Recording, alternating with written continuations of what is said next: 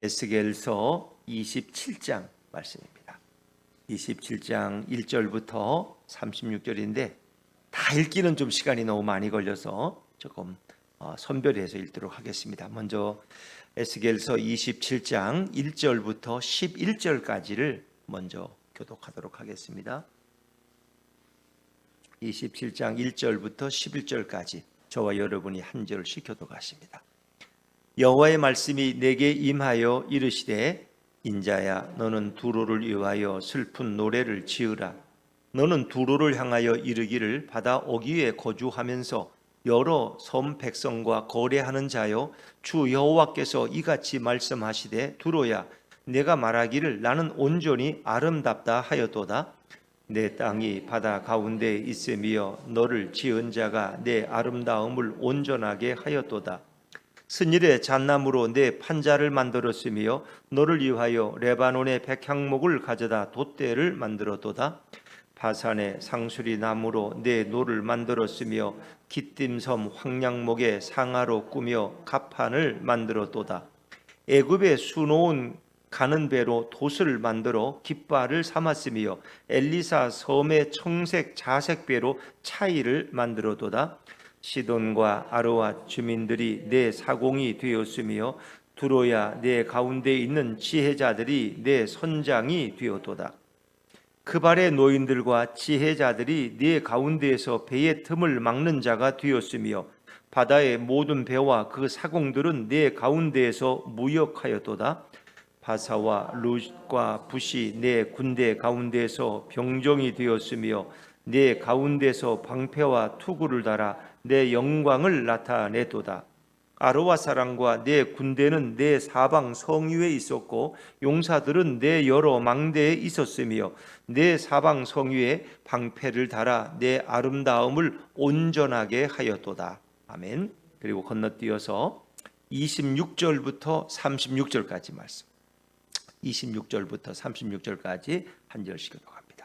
내 사공이 너를 인도하여 큰 물에 이르게 하며 동풍이 바다 한가운데에서 너를 무찔러도다. 내 재물과 상품과 바꾼 물건과 내 사공과 선장과 내 배의 틈을 막는 자와 내 상인과 내 가운데에 있는 모든 용사와 내 가운데에 있는 모든 무리가 내가 패망하는 날에 다 바다 한가운데에 빠질 것이며 내 선장이 부르짖는 소리에 물결이 흔들리리로다. 노를 잡은 모든 자와 사공과 바다의 선장들이 다 배에서 내려 언덕에 서서 너를 위하여 크게 소리질러 통곡하고 티끌을 머리에 덮었으며 제 가운데에 뒹굴며 그들이 다 너를 위하여 머리털을 밀고 굵은 배로 띠를 띠고 마음이 아프게 슬피 통곡하리로다. 그들이 통곡할 때에 너를 위하여 슬픈 노래를 불러 애도하여 말하기를 두로와 같이 바다 가운데에서 적막한 자 누구인고 내 물품을 바다로 실어낼 때에 내가 여러 백성을 풍족하게 하였으며 내 재물과 무역품이 많으므로 세상 왕들을 풍부하게 하였었도다. 내가 바다 깊은 데에서 파선한 때에 내 무역품과 내 승객이 다 빠졌으며 섬의 주민들이 너로 말미암아 놀라고 왕들이 심히 두려워하여 얼굴에 근심이 가득하도다. 같이 읽습니다. 많은 민족의 상인들이 다 너를 비웃으며 내가 공포의 대상이 되고 내가 영원히 다시 있지 못하리라 하셨느니라. 아멘. 할렐루야. 네, 주님의 은혜가 우리 모두에게 함께하기를 간절히 바랍니다.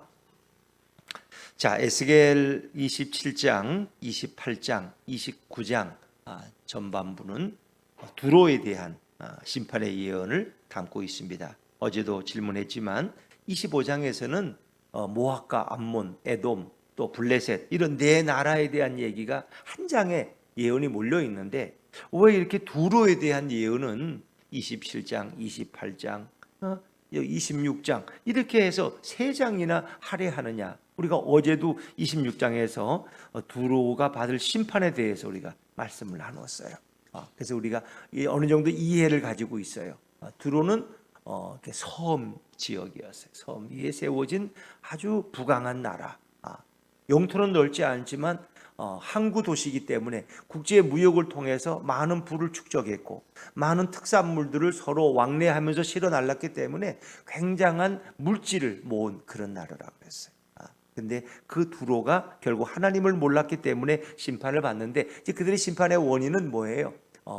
참으로 예루살렘의 멸망을 그들이 기뻐하며 조롱했기 때문에, 아하, 만민의 성문이 문을 닫는구나. 예루살렘 성문이 이제 파괴되어 버리니까 성문을 통해 드나드는 많은 상인들이 관세를 물지 않을 때요, 이제 그 모든 수입이 두로의 수입이 되었어요. 그래서 너무 좋아하는 거예요.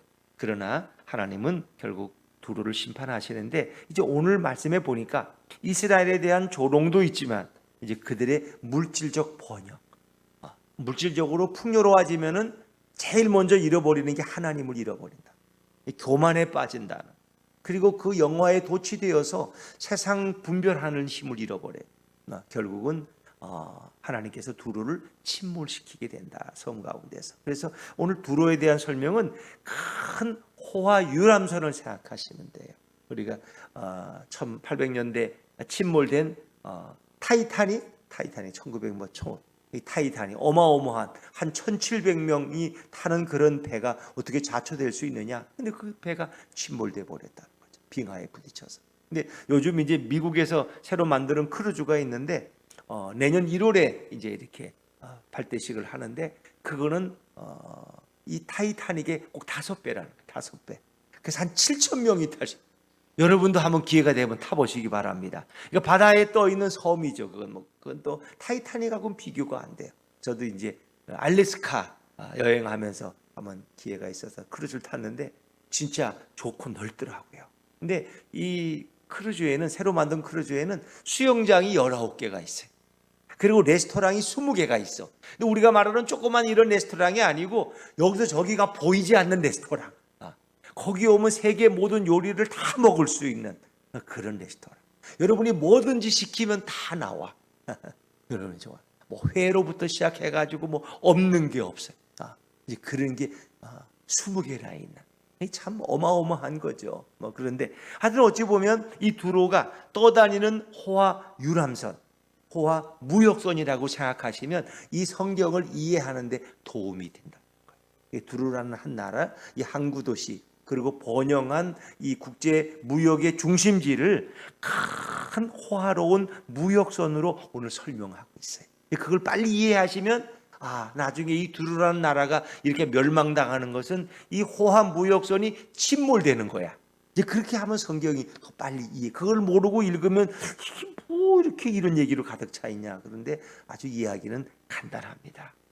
그러나 그것은 우리에게 주는 메시지가 있다는 거죠. 자, 우리 1절, 2절, 3절 말씀까지, 1절, 2절, 3절까지 한번 앞부분을 다시 한번 읽어봅니다. 시작. 여호와의 말씀이 내게 임하여 이르시되, 인자야 너는 두로를 위하여 슬픈 노래를 지으라. 너는 두로를 향하여 이르기를, 바다 어귀에 거주하면서 여러 섬 백성과 거래하는 자여, 주 여호와께서 이같이 말씀하시되, 두로야 내가 말하기를 나는 온전히 아름답다 하였도다. 아멘. 자, 이 마지막에 보면 3절, 두로야 내가 말하기를. 그러니까 하나님의 말씀이 아니야. 두로가 말했어. 나는 온전히 뭐하다 그랬어요? 아름답도다. 야, 나는 내가 봐도 너무 멋있어. 나는 내가 봐도 내가 너무 멋진 인생이야. 내가 얼마나 부유하고 내가 얼마나 영화가 넘쳐나고, 자기 스스로를 칭찬하는 거야. 이게 자화자찬, 자기 자랑. 우리는 자기에게 이렇게 빠진 사람들을 우리가 나르시즘. 내가 봐도 내가 너무 미남이네. 내가 봐도 너무 내가 미인이야. 나는 너무 잘생기고 너무 지혜롭고 세상에 나 같은 사람이 어디 있어. 이렇게. 이게 두로 백성들은 우리처럼 이렇게 잘 사고 이렇게 행복한 나라가 어디 있어. 자아도취돼. 자기에 집중하면은 하나님이 보이지 않는 거예요. 하나님. 근데 이 두로 백성들은 바로 그런 자들이야. 우리는 너무나 잘되고 번영하고 성공하고 부요하고 뭐 부족한 게 없는 백성이에요. 그러니까 한껏 만취되어 있는 그런 백성들. 그래서 3절에 보니까 바다 어귀에, 바다 어귀라는 건 바다 입구에 거주하고 여러 섬 백성과 거래하면서 아주 그게 국제 무역을 통해서 그 아주 급진적으로 발전한 그런 나라를 스스로 칭찬하고 있는 거라고 여러분 생각하시면 돼요. 근데 이제 앞에 2절에 보니까 슬픈 노래라니까 이제 애가죠. 애가. 에레미야 애가 할 때 슬픈 노래. 근데 하나님은 이 두로의 멸망에 대해서 슬픈 노래를 에스겔에게 부르게 하신 거예요. 4절 말씀을 제가 읽죠. 내 땅이 바다 가운데 있으며 너를 지은 자가 내 아름다움을 온전하게 하였도다.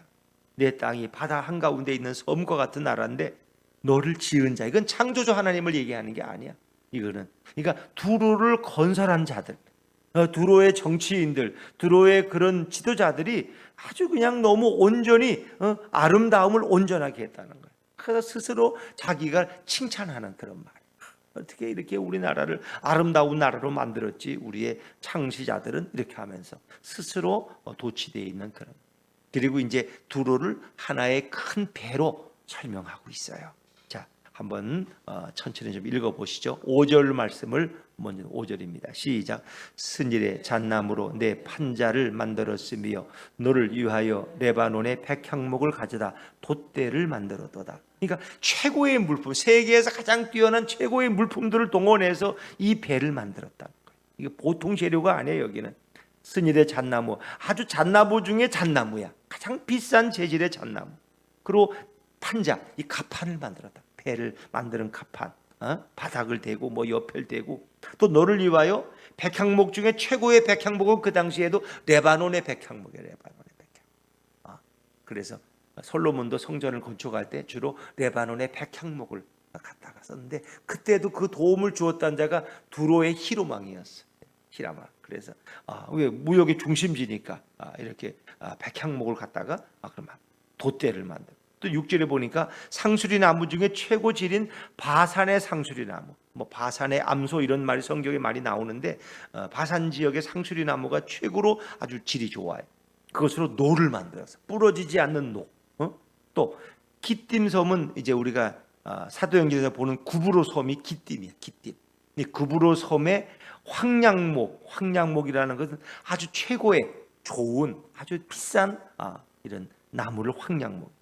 그것을 상아로 꾸며 그 황량목을 또 상아로 덮었어. 상아라는 거 뭔지 아시죠? 상아. 상아는 뭘로 만들어요? 코끼리 그렇죠? 상아.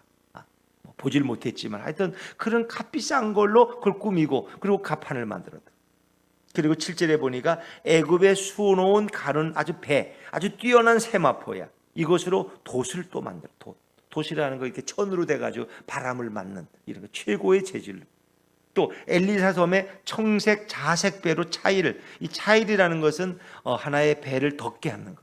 이 갑판 위에 어떤 천막 같은 것도 최고의 재질을 사용해서 이게 차이를 쳤다 뭐 이런 얘기가 있는데, 이건 큰 천을 말하는 거예요. 그리고 사공도 보통 사공이 아니에요. 배는 이제 바람을 타고 이렇게 가지만은 또 필요할 때는 사공들이 또 노를 저어야 돼요. 8절에 보니까 시돈과 아르와 주민들이 내 사공이 되었다. 그리고 두로야 내 가운데 있는 지혜자들이 내 선장은 최고의 경험 있는 사람으로. 이 지혜자들은 건 영어로 와이즈맨이야. 지혜자들. 박사들이야. 어떤 번역에 보면 박사들, 아주 최고의 해양 박사들, 배 박사들을 선장으로 모셨어. 비싼 연봉을 주고 해외에서. 그러니까 두로가 얼마나 부유했던 거야. 그러니까 그 당시에 그 번영의 정도가 우리가 생각하는 번영과 비슷하다는 거 아세요? 좋은 사람이 있으면 외국 우리가 선수들을 데려다가 야구를 시키고 축구를 시키듯이, 그 당시에도 해외에서 중요한 사람들은 돈을 주고 연봉을 주고 사오는 거예요. 그게 실제로 있었던 일이에요. 또 9절 말씀을 한번 읽어볼까요? 9절입니다. 시작. 그 발에 노인들과 지혜자들이 내 가운데에서 배의 틈을 막는 자가 되었으며 바다의 모든 배와 그 사공들은 내 가운데에서 무역하였도다. 그 발의 노인들, 그들이 지혜자들, 그 노인, 경험 많은 노인들, 또 지혜자들이 내 가운데에서 배의 틈을 배는 이렇게 틈이 생길 수 있어요. 이 큰 배에도 틈새가 생겨. 왜? 나무가 약간 상하기도 하고 구멍이 생길 수 있어. 그럼 그분들은 그것만 전문으로, 왜? 어디서 틈새가 있어서 물이 새면은 그 위험한 거 아닙니까? 그러니까 그것만 전문으로 막는 자들이 있다. 그러니까 이 배는 침몰할 수가 있어요, 없어요? 침몰할 수가 없는 거예요. 그렇게 훌륭한 선장과 사공들과 그리고 배의 틈만 살피는 댐쟁이들이 있어요. 이게 보통 우리가 한 회사가 이렇게 침몰하는 것도 보면은 되게 틈을 막지 못하기 때문에 요즘 뭐 전남인가 어디 뭐 무슨 지방의 은행의 뭐 한 직원이 뭐 이렇게 1,000억인가 뭐 500억인가 이렇게 횡령해가지고 그걸 뭐 10년 동안 모르고 있었다는 거야. 아무도 모르고 있었다. 그래서 이제 그게 밝혀졌는데 이제 그러면 그 은행이 부도가 나기 쉽죠. 소문이 나니까 신용도 떨어지고 또 이렇게 급할 때 돈을 끌어댈 수 없으니까 이제 그게 틈이야. 가정에도 틈이 생길 수가 있어요. 교회에도 틈이 생기고 나라에도 틈이 생길 수 있어요. 나라가 너무 뭐 돈을 많이 써서 빚을 많이 져오면 그 나라가 언제 침몰할지 모르는 거죠. 부도날 수 있으니까. 근데 그 틈을 전문적으로 막는 지혜자들을 또 모셨어. 그러니까 이 배는 뭐 침몰할 수가 없는 배야. 그리고 다 세계를 다니면서 무역하는 그런 배라는. 또 그 배에는 이 보통 군인들이 있는 게 아니에요. 자, 10절 말씀을 한번 읽어볼까요? 10절입니다. 시작. 파사와 룩과 붓이 내 군대 가운데서 병정이 되었으며 내 가운데에서 방패와 투구를 달아 내 영광을 나타내도다. 이 파사라는 것은 페르시아 사람들은 용감하기로 했어요. 그 용감하고 싸움 잘하는 사람들을 용병으로 데려왔단 말이에요. 룩과 붓도 다 나라 이름이에요. 나라예요. 다 설명해봐야 뭐 우리가 알지도 못하지만 그래서 저번에 왔던 그 티벳의 선교사님 파담이라는 분이 그래요. 그 티벳 사람들은 히말리아 산에서 주로 살았기 때문에 용맹하다는 거예요. 산을 잘 타고. 그래서 세계에서 가장 뛰어난 용병이 티벳 사람들이다. 가장 비싼 돈을 주고 그분들을 모셔간대. 주로 영국의 용병 회사가 많고 러시아에 여러분 또 뭐 비행기에서 떨어져 죽은 뭐 있죠. 푸틴에게 대항하다가 용병 회사. 그 사람 죽었잖아요. 푸틴하고 대항하다가 결국은 이제 불만이 있어가지고 죽였는데 하여튼 이 세계에는 용병 회사들이 너무. 근데 이 용병의 수가 수천에서 수만 명이라는. 근데 이런 뛰어난 용병들을 데려다가 그 배를 보호하게, 그 나라를 지키겠다. 그러니까 그 당시에 어떻게 이런 일들이 있을 수 있나 세상에. 지금은 이렇게 용병을 사다가 아프리카에서도 대리 전쟁을 치르는데 근데 그 당시에도 얼마나 돈이 많으면 세계 뛰어난 병사들을 데려다가 자기들의 가이드를 사고 경호실원을 잡고 이렇게 용병으로 삼았을까. 참 놀라운 일이죠. 그래서 그 영광을 드러냈다는 거예요. 방패와 투구를 달아 내 영광. 이제 이처럼 두로가 아주 잘 사는 나라였어요. 그리고 뭐 그것만 아니에요. 11절에 보면 내 사방 섬 위에 군대들이 지키고 용사들은 여러 망대에 있고 사방 성위에 방패를 달아서 그 아름다움을 온전하게 지켰다는 거예요. 그 두로의 아름다움은 따라올 나라가 없어요. 이게 이제 1절부터 11절까지가 두로의 영광을 노래하는 거예요. 근데 그것이 약간 자화자찬이야. 자화자찬. 스스로 자기들이 보기에 그냥 아주 그냥 우리 두로처럼 이렇게 행복하고 번영한 나라가 없어. 그리고 이제 12절부터 25절까지는 이 두로와 교역하는 나라들의 목록입니다. 이제 교역국이 있잖아요. 우리나라가 뭐 주로 제1교역국이 뭐 예전에 뭐 미국이었나 중국이었나 뭐 아시아였나 이런 것처럼 제일 이렇게 무역을 많이 하는 나라, 이런 나라들. 그리고 그 특산품들, 교역의 그 제품들을 설명하고 있는 내용입니다. 자, 뭐 조금만 읽어보죠. 12절, 13절을 한번 같이 읽습니다. 12절, 13절 시작. 타시스는 각종 보화가 풍부함으로 너와 거래하였으며 은과 철과 주석과 납을 내 물품과 바꾸어 갔도다. 야왕과 두발과 메색은 내 상인이 되었으며 사랑과 녹그릇을 가지고 내 상품을 바꾸어 갔도다. 그 당시 뭐 은과 철과 주석과 이 납 이런 것이 지금도 얼마나 이런 게 중요해요. 그걸 다 서로 교역을 통해서 주고받았다는. 이게 에스겔이 기록된 연대를 보면은 적어도 뭐 580, 한 600년 전. 그러니까 지금으로부터 2600년 전에 이런 일이 있었다는 거예요. 그리고 이걸 다 기록을 해놨잖아요. 이거 뭐 거짓으로 누가 이렇게 앉아서 소설을 쓴 게 아니에요. 실제 역사의 이야기를 그대로 다 기록해 놓은 거예요. 하나님이 말씀하시고. 그 당시에 있었던 일들. 그렇죠? 또 14절에 보니까 도갈마 족속은 말과 군마와 노새를 내 물품과 말과 군마와 노새들도 배에다 싣고 서로 교역을 했다는 거예요. 15절에 드단 사람도 내 상인이 되어서 여러 또 상아와 박탈나무 뭐 물품과 바꾸어 갖고 하여튼 이런 것들이 쭉 나와. 16절에는 또 너의 제품이 풍부함으로 아람은 너와 거래하였는데 거기에는 아주 가는 배와 산호와 홍보석을 내 물품과 바꾸어 갔다. 산호라는 것도 굉장히 비싼 거 아닙니까? 이 바다에서 얻을 수 있는. 또 홍보석, 붉은색이 띈 이 보석 중에 뛰어난 보석, 그리고 가는 배. 그러니까 이런 것들이 다 이미 참 우리가 이 역사를 보면은 참 놀라울 노자가 아닙니까? 그리고 여기에는 17절 유다와 이스라엘 땅 사람이 또 이 두로의 상인이 되어서 이 이스라엘에 있는 뭐 가자와 꿀과 기름과 유향을 또 내 물품과 바꾸어 갔다는 거예요. 이스라엘도 가까운 곳이니까 많이 교역을 했겠죠. 그러니까 그 당시에 그 왕국에 가면은 세계에 가장 진귀한 건 다 있는 거야. 그게 이렇게 상인들을 통해서 교역을 했기 때문에.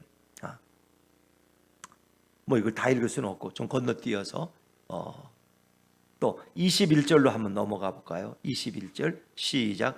아라비아와 게달의 모든 고관은 내 손 아래 상인이 되어 어린 양과 순양과 염소들 그곳으로 너와 거래하였도다. 이 아라비아 상인들이 있죠. 게달의 그런 고관들이 또 상인이 되어서 돈을 벌고 교역의 중심에 서 있다는. 22절에도 스바와 라마의 상인들도 너의 상인들이 되며 각종 극상품 향재료 각종 보석과 황금으로 내 물품을 바꾸어 갔다. 세계에 있는 나라들의 이름이 지금 뭐 쭉 20개 이상 소개되는 거예요. 23절도 마찬가지고 우리가 이름도 잘 모르는. 자, 그러나 그것이 얼마나 그 교역품이 많았는가를 보세요. 자, 24절로 한번 건너뛰어 볼까? 24절 25절 같이 읽죠. 시작. 이들이 아름다운 물품 곧 청색 옷과 수놓은 물품과 빛난 옷을 백향목 상자에 담고 녹군으로 묶어 가지고 너와 거래하여 내 물품을 바꾸어 갔도다. 다시스의 배는 때를 지어 내 화물을 나르니 내가 바다 중심에서 풍부하여 영화가 매우 크도다. 이렇게 뭐 여기서 다루지 않는 물품이 없어요. 다루지 않는. 우리가 여기 앉아서도 뭐 캄보디아나 베트남에서 오는 두리안 같은 거 뭐 푸르츠 이걸 지금도 먹을 수 있는 것처럼 말이에요. 지금 뭐 오늘 저녁에 주문하면 내일 아침이면 벌써 이렇게 배달해 오잖아요. 냉동식품이라서 그렇지. 어쨌든 우리가 거기 안 가고도 두리안을 먹어볼 수 있다는 게 얼마나 참. 근데 이미 2600년 전에 그런 일이 가능했다는 거예요. 세계의 진귀한 먹거리, 진귀한 물품은 다 서로 이제 이렇게 물건과 물건을 서로 맞바꾸는 거예요. 물물교역이죠. 그때는. 또 화폐도 존재했었고 하여튼 참 우리가 상상할 수 없는. 그래서 그 영화가 얼마나 풍부하고 컸는지 특히 바다 중심에서 바다의 항구 도시고 무역의 중심지로서 두로가 그게 얼마나 두로가 교만했겠어. 사람은 잘 살면 교만해져요. 잘 교만해지고 하나님을 잊어버려요. 돈이 많으면요. 그래서 예수님께서도 너희가 두 주인을 섬길 수 없다 그랬어요. 한 주인은 하나님이라면 또 한 주인은 뭐예요? 돈이에요. 물질. 물질이 가장 강력한 여러분의 경쟁자라는 거 아세요? 여러분이 물질에 빠져버리면 하나님을 잊어버려요. 그 너희가 두 주인을 섬기지 못한다. 그 한 주인은 하나님이고 한 주인은 물질 돈이에요. 그러니까 이 참 인간이 얼마나 물질에 연약한 존재인가를 성경은 계속해서 우리에게 말씀하고. 그 어떤 부자가 한 해 농사를 지었더니 너무 많이 농사가 지어서 창고를 더 크게 짓고 그걸 가득 쌓아놓고 내 영혼아 이제는 먹고 마시고 즐기자. 농사를 일할 필요 없어. 내가 평생 다 쓸 수가 없어. 이렇게 많은 돈은 많은 재물은. 그런데 하나님이 뭐라 그래? 이 교만한 자여 하나님께 감사하지 못하는 자여 내가 오늘 밤에 너의 영혼을 너의 생명을 걷어가면 이 모든 쌓아놓은 것이 누구의 것이 되겠니? 그런 말씀. 우리에게 주는 경고의 말씀. 경고의 말씀. 우리는 물질 때문에 늘 제일 많이 염려해. 돈 좀 많았으면 좋겠다. 좀 내 노후 돈 걱정 안 하고 살았으면 좋겠다. 뭐 여러 종류가 다 있을 거예요. 여러분.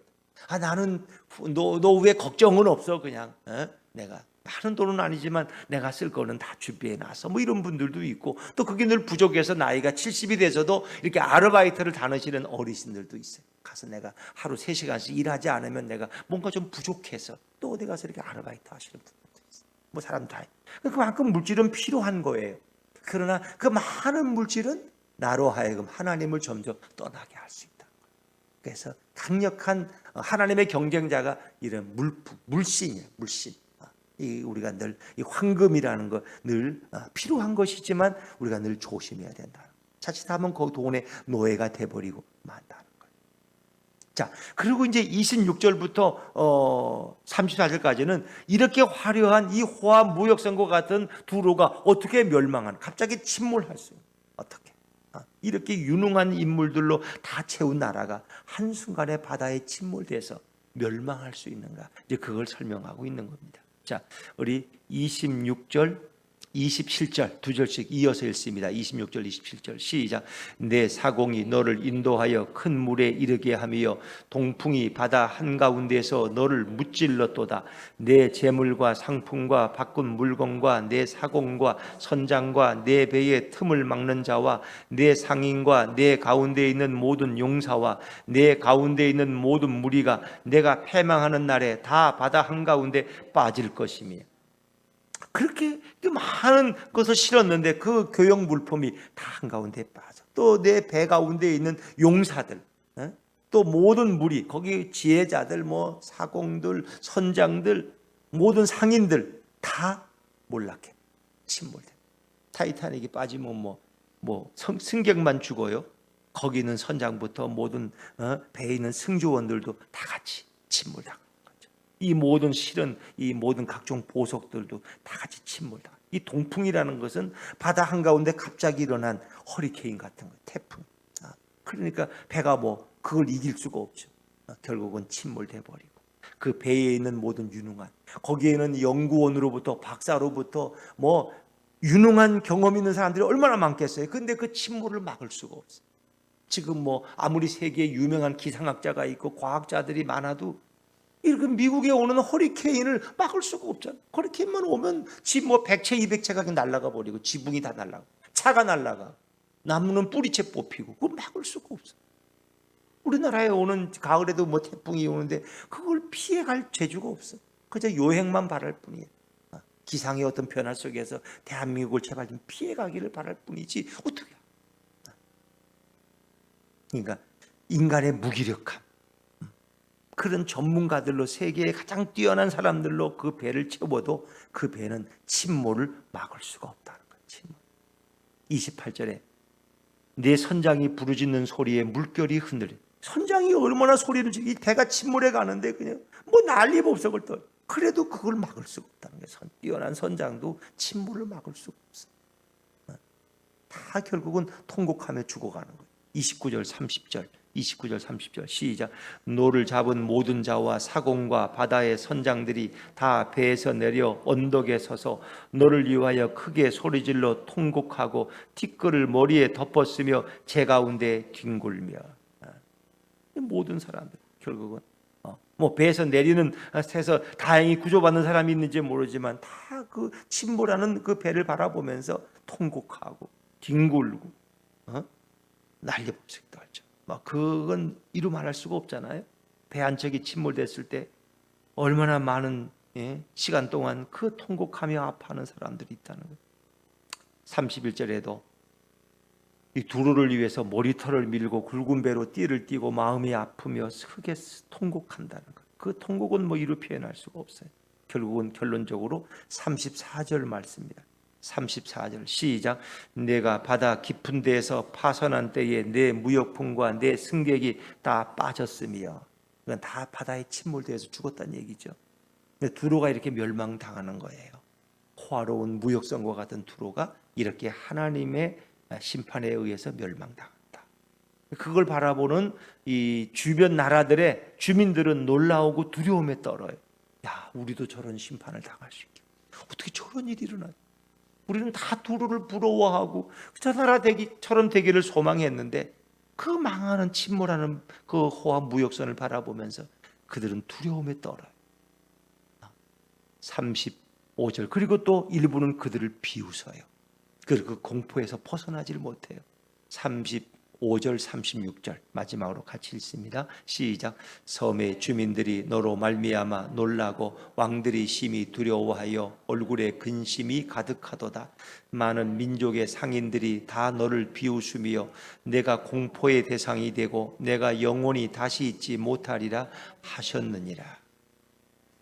그러니까 두로가 이렇게 멸망당하는 걸 보고 또 비웃는 사람들도 있겠죠. 그러나 대부분은 놀라서 충격에서 할 말을 잃어버려. 마우이라는 섬이 한순간에 불어온 태풍으로 불이 번져서 그 섬에 뭐 수백 채의 집들이, 수천 채의 집들이 불로 타버렸을 때 그걸 보고 충격을 당하지 않았어요. 어떻게 이런 일이 있을 수 있나? 현대 세계에 그렇게 과학을 자랑하는 미국에서 어떻게 이런 일이 있을 수 있나? 비상벨 한번 울리지 않고 순식간에 그 집들이 다 타버렸어. 그 집 한 채 한 채를 짓기 위해서 얼마나 많은 분들이 거기에 돈을 투자하고 기술자들이 애를 썼는데 한순간에 그것이 잿더미로 변하는 이런 모습을 보고, 뭐 우리가 자랑하는 이런 모든 고층 빌딩이나 뭐 엄청난 크루즈, 엄청난 이런 부귀영화, 세계가 이룬 이런 모든 과학적인 업적들 한순간에 무너질 수 있는, 지진이 나고 쓰나미가 몰려오고 이상기후가 돼서 허리케인이 한번 지나가면 모든 것이 결국은 하나님 앞에서는 누구도 교만할 수가 없다. 누구도 하나님 앞에서. 이 두루라는 나라는 그들이 가장 익숙하고 잘 아는 바다에서 결국 침몰당. 바다에서 원숭이도 나무에서 떨어질 때가 있다는 것. 가장 유능한 사공과 선장, 기술자, 용병들이 있었지만 하나님의 심판을 피할 길이 없었다. 아무리 은행에다가 많은 돈을 든든히 비밀 창고에 넣어놔도 그것이 나를 지킬 수가 없다. 그러니까 예수님 없는 번영이 얼마나 위험한가. 하나님 없는 인간의 물질로 인한 교만, 인간의 그 지혜의 교만이 하나님의 심판을 자초할 수 있다. 그래서 우리는 정말 모래성 같은 집을 짓는 인간이 아니라 반석 위에, 하나님 말씀 위에, 예수님의 터 위에 우리 인생의 집을 지어가는 자가 가장 견고한 인생. 주님만이 우리의 피난처가 되시고, 주님만이 우리의 방패가 되시고, 견고한 성읍이 되시고, 요새가 되시고, 우리의 울타리가 되시고, 우리의 보호자가 될 수 있다. 이 두로는 너무나 많은 물질적 번영을 누렸던 나라예요. 그 역사 속에 이 성경에 기록될 정도로. 그러나 하나님의 심판을 피하지는 못했다. 그건 오늘 이 시대 마찬가지. 이 시대 최고의 뭐 갑부들이 그 뭐 어디 타이타닉 모험한다고 들어갔다가 그 나오지 못한 영국의 갑부, 그 사람의 재산은 계산할 수가 없어. 그러나 거기 들어가서 결국 못 나와. 돈 자랑하다가 몇 억씩 내고 거기 들어갔다가 우리가 하나님을 모르는 사람은 그런 일에 결국 희생되고 마는 거예요. 그래서 고린도전서 10장 31절에 너희가 먹든지 마시든지 무엇을 하든지 하나님의 영광을 위하여 하라. 물질이든 세상의 성공이든 뭐 번영이든 모든 것이 하나님의 영광을 위해 쓰임 받을 때 그것은 가장 안전한 거예요. 그러나 하나님과 상관없는, 하나님을 잊어버릴 만한 인간의 이런 모든 번영과 이 부귀와 이 과학적인 문명과 모든 것은 인간을 파멸로 한순간에 몰아낼 수 있다는 것입니다. 그래서 예수님이 가장 귀한 거예요. 오늘도 그 좋으신 우리의 영원한 보호자가 되시고 구원자가 되시는 예수님을 의지하고 예수님을 의지하며 걸어가는 승리의 하루가 되시기를 주의 이름으로 축원합니다.